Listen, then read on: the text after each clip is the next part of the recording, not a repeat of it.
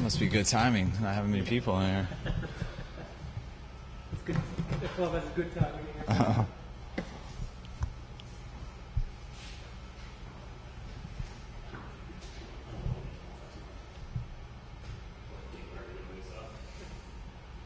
What did you think of Robert's play especially as a runner in Dallas, and if he sort of reestablishes the threat of himself as a runner, what does you think that opens up for your offense? Yeah, I thought it was his best game running athletically. Looked fresh out there. He competed hard with his legs, kept some plays alive, made some design plays in the zone read, and did a good job. It opened some stuff up, makes him defend a lot of stuff. Yeah, Robert said yesterday it looked like Sean Lee was starting to spy on him some, follow him around. How does that help and hurt an offense when you have a player following your quarterback around? It depends, how they're doing it. With Dallas, it's not really a technical spy. I mean, they play such a zone defense, and they have all eyes on the quarterback, just the type of scheme that Monty's coached over the years, whether it's Tampa 2 or 3 deep, 4 under. So they don't really designate a spy for them, but those inside backers, especially those hook players, always have vision at them so they can react to things quicker. And whether it's him scrambling or whether it's him moving, they have eyes on him, and they move with his eyes. Share a few thoughts, please, on Fred Davis, how he fits in the grand scheme of things and where he will fit going down the road. Yeah, Fred's we got 4 tight ends, as we've said all year that we believe in. We think they all can help us. Each week they compete in practice for playing time. Fred got out there a little bit in 2 tight end sets and got in there in our 2 tight end, fullback, and 1 receiver sets. We call U personnel. He got some playing time out there, but it's a week-to-week thing. Depends what plays we're running, what package we got in personnel-wise, but it's a week-to-week deal. Kyle, Pierre and Robert talking about yesterday the miscommunication. When you go back and look, is that something you worry about? These guys say they're not worried about it. It's just something that happens, or? Yeah, it's something that happens, but it's not something that you just don't worry about because it is a big deal. You definitely don't want to waste a play, especially in that situation. Robert signaled a route to him, and, Pierre was looking inside, adjusting his feet, and he missed it. And it cost you a play and cost you time in a crucial situation. So it's something that, you understand why it happened, but something you don't want it to happen again. And so you address it, and you got to make sure when you signal to a guy, the wideout's got to keep their eyes on the quarterback, and the quarterback's got to make sure they see it. You guys ran for a lot of yards against Dallas, 219, I think it was. Ran pretty well against Oakland. But is the running game, is it still where you want it to be, where it's really opening up things on the play-action pass and helping that facet of the offense out? Yeah, I don't think anything's ever where you want it to be, especially when you're 1-4. But we've done some good things. I think we've done some good things the last 2 weeks in particular.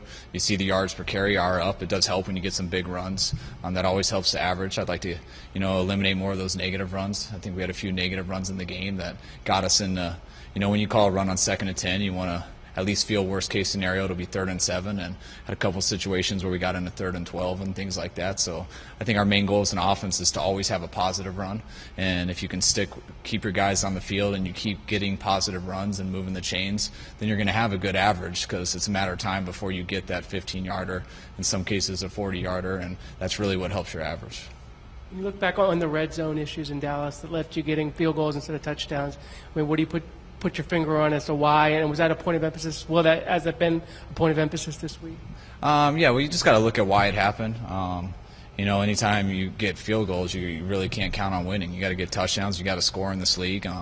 You can feel as good as you want about getting yards and stuff, but it only matters when you get points, and we didn't get enough, and that's why we lost. And when you look at our red zone trips, the first one in particular I think was most disappointing because we had 1st and goal at the 9.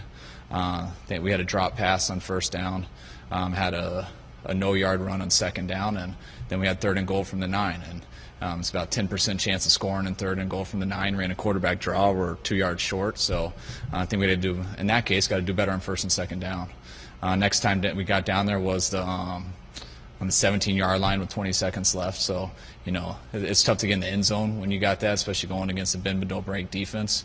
But we didn't do good there either. We threw 2 incompletions, got into a 3rd and long. So then we just really ended up knowing we were going to get in the end zone. Ran a quarterback draw there too. And the next time in the red zone, I think we only got to the 20-yard line. So we got to the 20-yard line, and it was 2nd and 9, ran the ball, lost it 2 yards, and then had 3rd and 11. So, that third time, I don't really think we really truly got in there. We just got to the 20. But yeah, we got to get better, and you won't win if you can't score in the red zone.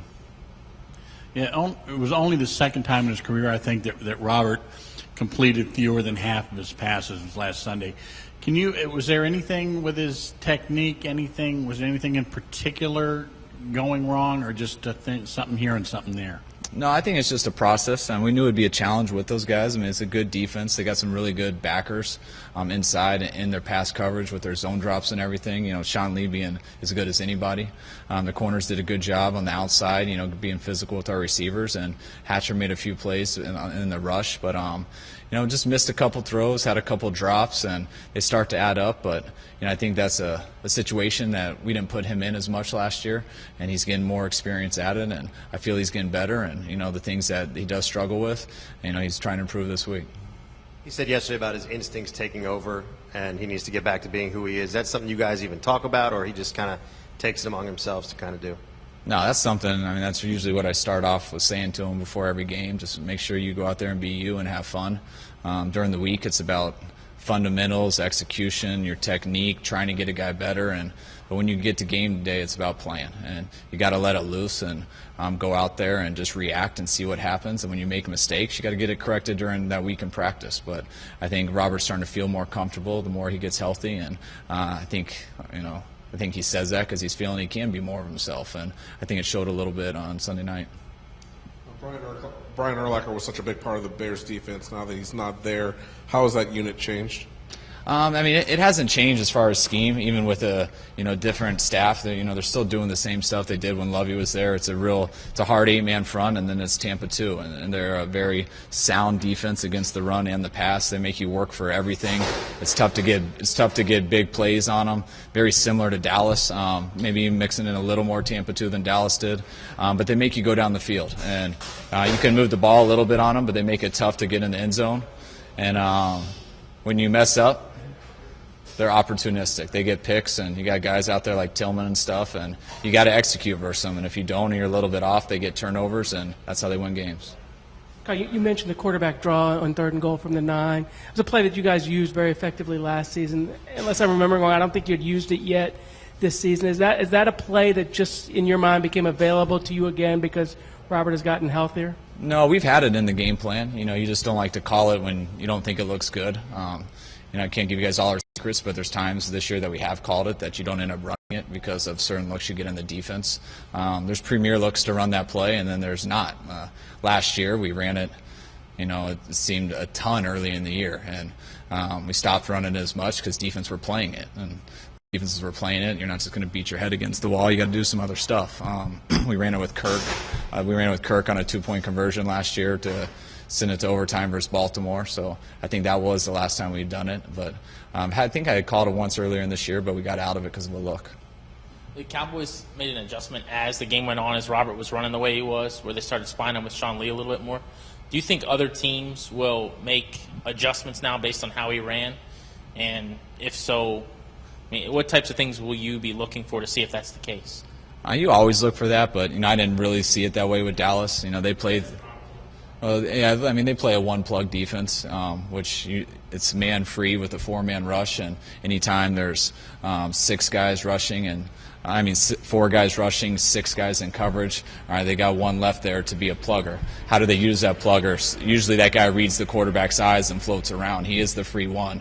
It's not really a necessarily spy for a rushing defense. It's more of a run coverage, but he is a free guy. I don't mind when there's spies for the rush. I kind of like it because it takes the guy out of there. And I think if Robert gets out there free, that guy's going to have to be pretty fast to catch him. So I don't think it's too much of an issue. That's it? All right, guys.